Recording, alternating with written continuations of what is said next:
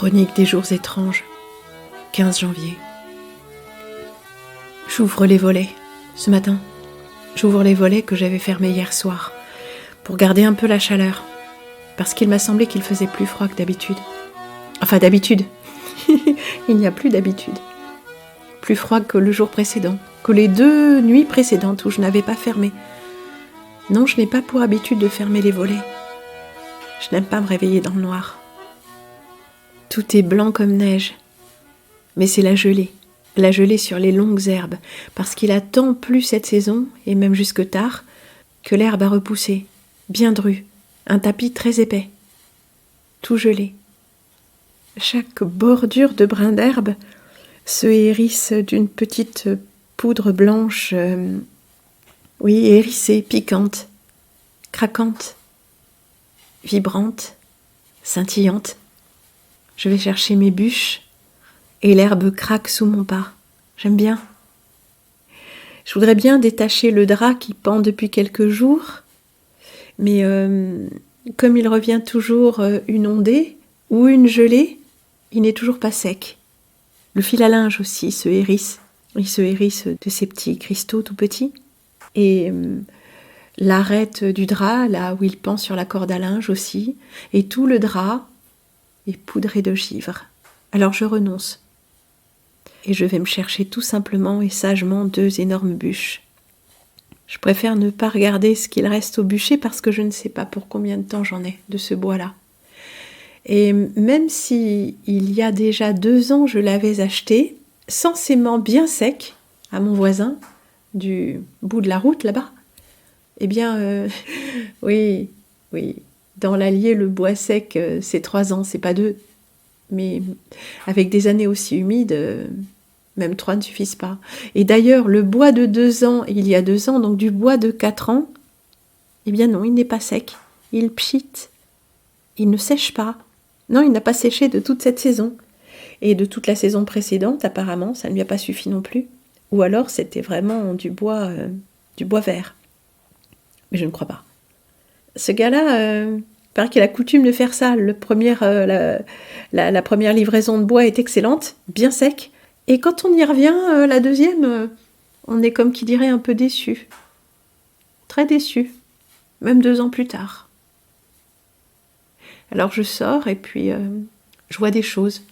Le ciel est bleu pour un œil qui ne serait pas averti.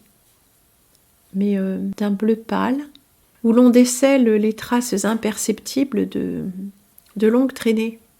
Oui, il faut avoir l'œil, c'est sûr. Ou alors il faut regarder simplement le ciel pendant 1 heure, voir la façon dont les longs panaches se dispersent, apparemment, et puis se recondensent. Solve et coagula. Ouais, ça nous rappelle quelque chose. Hein. Mais tout ça, c'est de l'alchimie aussi. La magie, l'alchimie, la chimie, la manipulation. Magie, c'est manipulation, oui. Pas juste pour les prestidigitateurs, professionnels, patentés. Pour tous les autres aussi. Alors voilà, je regarde ces espèces de panaches presque imperceptibles, en ton sur ton, très transparent. Et je fais 1 ou 2 photos, malgré tout. Non, peut-être pas tout de suite. Oui, j'avais cessé d'en faire parce que c'est toujours la même chose. Et puis là où je me suis trouvée tous ces derniers mois, ce n'était pas aussi flagrant, sauf 1 fois ou 2, de temps en temps. Des choses étranges, des motifs qui changent. Oui, il y a 5 ans, on n'avait pas ces ciels-là. Ces ciels ou ces cieux? Eh oui, vous allez voir, on va en parler. On va parler de français. On va parler du nom, on va parler du verbe, je vous promets. Et on en reparlera sûrement, parce que c'est pas en 1 fois qu'on mémorise les choses et qu'on les assimile. Et j'estime que nous avons un devoir d'intelligence envers notre propre langue. Si on parle le patois, faut bien le parler. Si on parle le français, faut bien le parler. Si on parle l'anglais, faut bien le parler. Je ne sais pas qui parle bien de nos jours, c'est à se demander. Qui a le goût de la langue. Mais je reprends le fil de mon récit. Je crois que quelques minutes plus tard, ou juste le temps peut-être de mettre la bûche dans le feu, sur les braises, de tisonner un peu, de me relaver les mains, je ne sais pas. Presque rien, quelques minutes tout au plus, et je ressors. Et je lève le nez. Que vois-je? Une énorme traînée. aussi vaporeuse que les châles que je tricote, c'est-à-dire très lâche, un maillage très lâche, très souple, mais immense, qui prend quasiment tout mon ciel, c'est-à-dire ce que je vois, ce qui signifie qu'elle est très proche, très proche de moi. Je la prends en photo, et puis je prends en photo l'horizon aussi, là-bas vers le sud, où il y a ces passages incessants, ces traits de crayon blanc l'un après l'autre, au sud, là-bas, loin, à l'horizon. Et au moment où je finis mes photos au portail, une dame passe qui promène son chien. Elle ne m'a pas vue ou fait semblant de ne pas me voir, par discrétion, je ne sais pas, et je lui souhaite le bonjour. Ce à quoi elle me répond. Je ne sais pas si nous nous connaissons, moi je ne l'ai pas reconnue en tout cas, mais elle me dit « Ça va ? Ou vous allez bien ?» Je ne sais pas, quelque chose d'un peu cordial. Et je dis « Oui, oui, et vous ?» Quelque chose comme ça. Et elle me dit « Eh bien oui, avec le soleil. » Et oui, le ciel est plein de soleil, mis à part ces quelques traînées légères qui pourraient presque passer pour de petits nuages passagers. Elle s'éloigne. Je rentre. Je me verse une tasse de café, je ne sais plus, je vaque à mes occupations. Un peu de tricot, un peu de ceci, un peu de cela, un peu de lessive. Ah oui, j'ai de la très belle eau de cendre, bien concentrée, très concentrée même. À ce point concentrée qu'à chaque fois que je prélève l'eau, j'en rajoute dans la même cendre. Mais il faut dire que dans le pot de grès où j'ai fait cette eau de cendre, il y a quasiment, les 7/8 du pot qui sont remplis de cendre, et le reste c'est de l'eau. Alors autant dire qu'on peut y revenir. On rajoute de l'eau, on brasse, et ça continue à dégager la potasse. Donc on peut faire ça en plusieurs fois. Il n'y a pas besoin d'un contenant très grand. Il suffit juste de rajouter de l'eau peu à peu. On prélève et on rajoute de l'eau, on brasse, on laisse décanter. Et tant que l'eau est légèrement colorée, eh bien c'est qu'il y a de la cendre dedans et qu'elle est active. Mais même quand elle est transparente, oui, j'avais fait une suite. Oui, en teinture on appelle ça une suite. C'est moins coloré, ça paraît moins concentré, mais quand on la verse dans l'eau bouillante avec le linge, ça sent cette bonne odeur de lessive. C'est ça que je suis en train de faire, entre autres choses, cette matinée enchantée, sur le poêle. De l'eau chauffe. J'ai remis en service aussi une bouilloire d'émail marron. Vous savez, ce marron un peu rouge qu'on trouvait un peu partout. En tout cas, beaucoup de peaux d'émail étaient de cette teinte. Elle n'a pas de couvercle, je pense que je l'ai eue comme ça. Ou alors elle était ici. Et je ne m'en servais pas à cause de ça. Et puis je pensais qu'elle était sale. Donc pour l'eau alimentaire, ça me semblait insuffisant. Et puis j'ai mis une petite soucoupe dessus. Et puis je me suis rendu compte que l'eau était propre. Et puis de toute façon, je l'ai lavée à l'eau de cendre. Donc pour l'eau du bain, pour l'eau de la lessive, pour l'eau de la vaisselle même, c'est bien suffisant. Si, j'ai de l'eau chaude. J'ai même une bouilloire. J'y fais chauffer l'eau de mon bain. Comme j'ai récupéré une bassine encore plus petite que la bassine précédente, où je ne tiens pas allongée. Enfin, la longueur de mon dos n'y tient pas. Mais je tiens assise. Et je peux me tremper. C'est quand même très agréable. Ça fait une espèce de bain de siège. Et puis, je barbote. Bref. Pourquoi je dis ça ? Oui, parce que cette baignoire-là est encore plus vite remplie. Oui, parce que le volume de mon corps fait monter l'eau. Donc, un tout petit fond d'eau, et ça fait un bain. Donc, avec moins d'eau à chauffer et moins de surface qui refroidit, eh bien, disons que entre une bassine et la bouilloire, je peux chauffer toute l'eau de mon bain sur le poêle. Bon, c'est moins confortable. Mais il y a des avantages à tout, des inconvénients à tout. Quoi qu'il en soit, je ressors quelques minutes plus tard, après l'incident de la dame, et je reprends quelques photos. C'est de plus en plus chargé. Mais en peut-être 10 minutes, le ciel s'est couvert. En 1 heure, il n'y a plus de trace de bleu. En 2 heures, on n'aperçoit même plus où se trouve le soleil, derrière les nuages. Pourtant, au tout début, cette couverture nuageuse ne faisait qu'accentuer l'éclat aveuglant du soleil, comme s'il le diffusait. Pas comme d'ailleurs, il le diffuse. Et puis 2 heures plus tard, la couverture nuageuse est devenue tellement importante que tout est blanc-gris, comme un ciel de neige, arrivé d'un coup et s'épaississant progressivement ensuite. Et puis, au moment où je prends mes photos, Il y a au fond comme des effets de Mammatus. Oui, ces nuages. Ces nuages qui nous font penser à des vagues, mais à l'envers. Comme si nous étions à l'envers de quelque chose. Non pas le ciel au-dessus de nous vaporeux, mais le dessous d'une épaisseur, je ne sais pas comment dire. Des rouleaux, très étranges. Alors je me dis qu'il est peut-être temps de reparler de ces fameux nuages, de la façon dont on efface notre mémoire pour mettre autre chose à la place. Et je vais marteler, me répétant, réitérant, qu'il n'y a pas besoin de grande réinitialisation puisque la petite fonctionne parfaitement. Ah oui, avec le soleil, madame. J'aurais pu lui dire, bien sûr, mais elle était déjà assez éloignée. Oh, ça ne va pas durer, le soleil. Vous croyez ? Je vous le dis, madame, dans 1 heure, c'est terminé.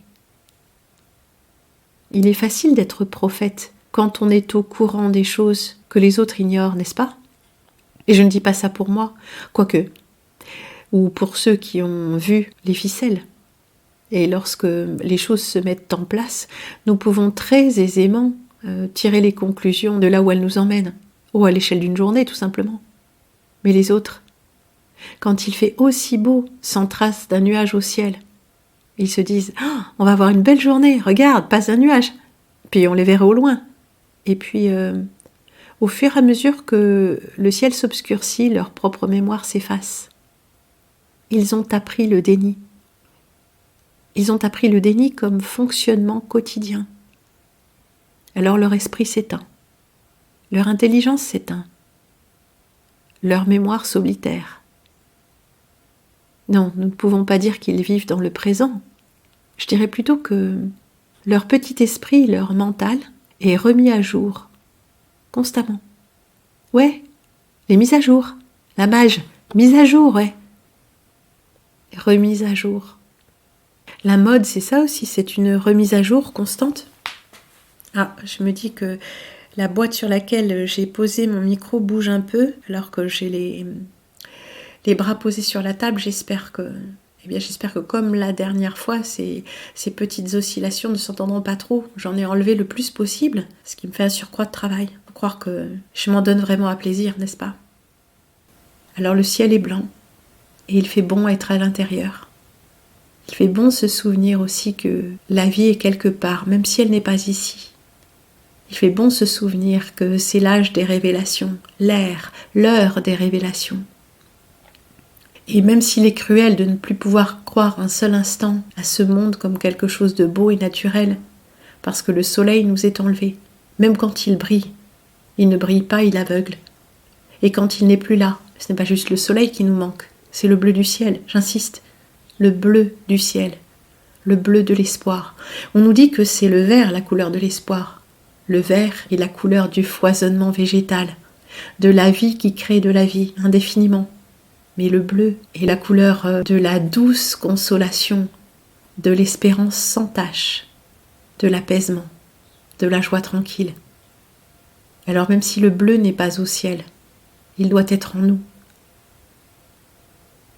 Et comme je l'avais entendu de la bouche d'un prêtre traditionnaliste, messe en latin, Perpignan, l'évangile du jour, fort bien choisi. Et le prêtre avait choisi de ne pas lire tout le passage, tout le verset, mais s'était arrêté fort opportunément et très dramatiquement sur la conclusion de cette parole.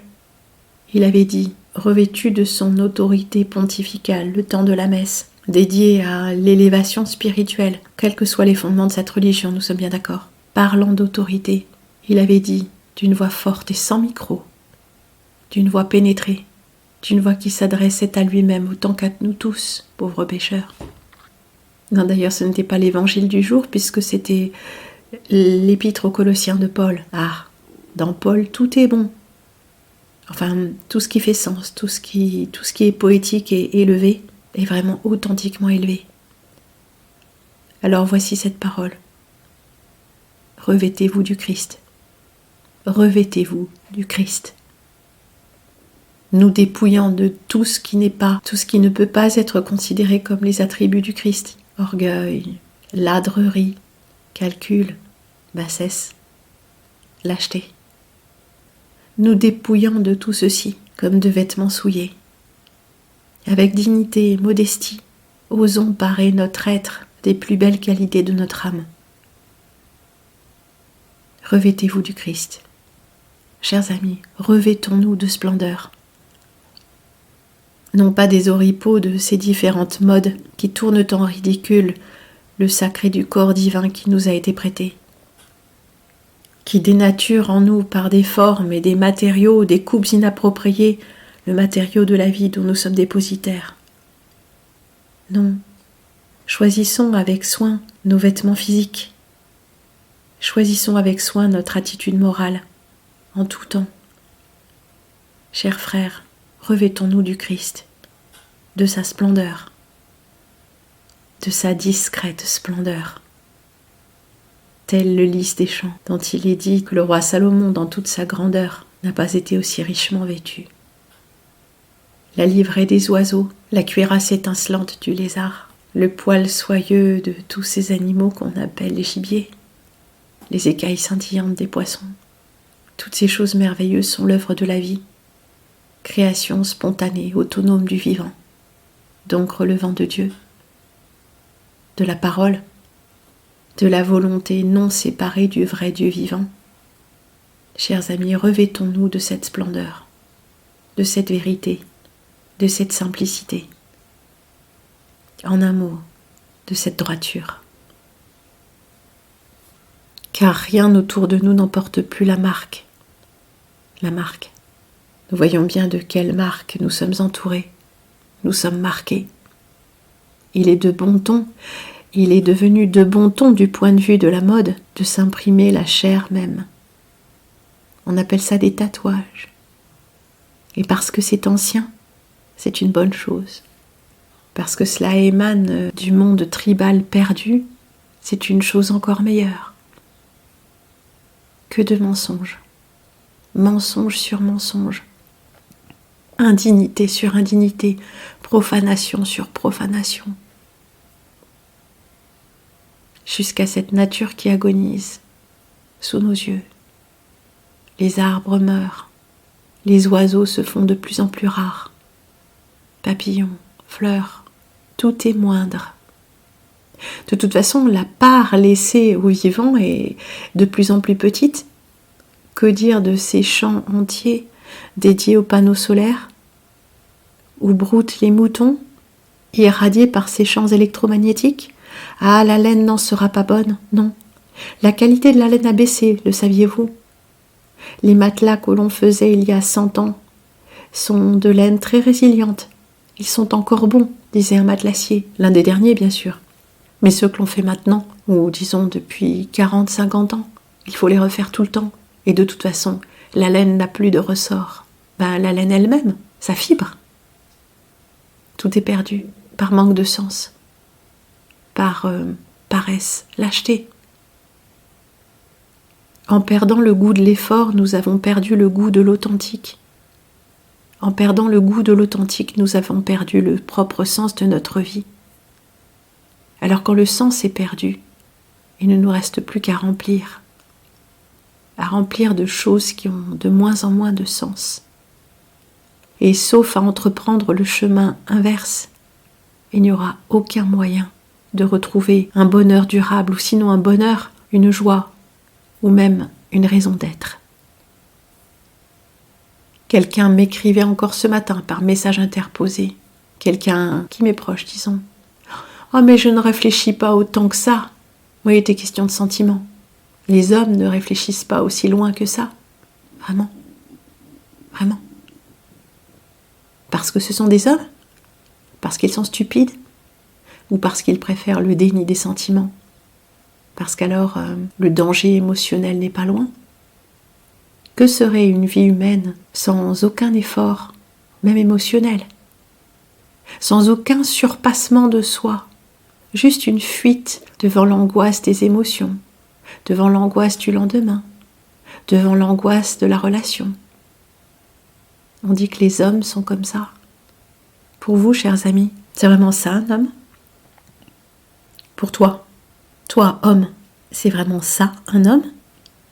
Quelqu'un qui fuit ses sentiments, ses émotions, qui ferme son cœur pour ne pas souffrir? C'est ça un homme? Eh bien, pas pour moi. Pour moi, la valeur fondamentale du masculin, c'est la droiture et le courage. Mais il faut bien reconnaître que le courage, je l'ai beaucoup plus souvent rencontré chez des femmes. C'est dommage, mais ça ne m'ôtera pas de l'idée que c'est tout de même l'attribut du masculin, le courage. Et que les hommes qui font peu de cas d'eux-mêmes, en choisissant la lâcheté à tous les étages, ne se rendent pas un fier service. Alors les circonstances ne nous aident pas, ou plutôt si elles nous aident, elles nous forcent à nous positionner, elles nous poussent à choisir Dieu. Et par Dieu, entendez ce que vous voulez, l'élévation, la source d'élévation. Je n'attends pas après Dieu pour me sauver. Connaissez-vous cette parole, aide-toi et le ciel t'aidera? Soyons nous-mêmes notre propre sauveur, ici-bas. Mais il n'y a pas qu'ici-bas. Il est un endroit hors du temps et de l'espace où siège le Très-Haut. Quelques noms qu'on donne à tous ces concepts, ils sont là, déposés dans notre cœur, d'une évidence cristalline. Je remarque bien que ceux qui sont dans le déni de cette évidence sont tous angoissés, à l'idée de mourir, à l'idée de vivre, à l'idée de vieillir. Ils ne sont jamais en repos. Ils boivent, ils fument, ils se droguent, ils fuient. Alors j'en suis arrivée à conclure que la marque du vrai croyant, c'est une forme de paix intérieure. Et non pas cette équanimité bouddhique où plus rien ne touche l'être. Non, non. Un engagement profond envers ses proches, envers son prochain, mais pas d'émotionnel mal placé. Une espérance à toute épreuve. Non pas de l'espoir, je le dis 1000 fois, pas de l'espoir. L'espérance. La vertu chrétienne d'espérance. L'espérance, la confiance au-delà de toute raison de croire ou d'espérer. Cette chose qui est en nous, au profond de nous, qui est nous, l'espérance.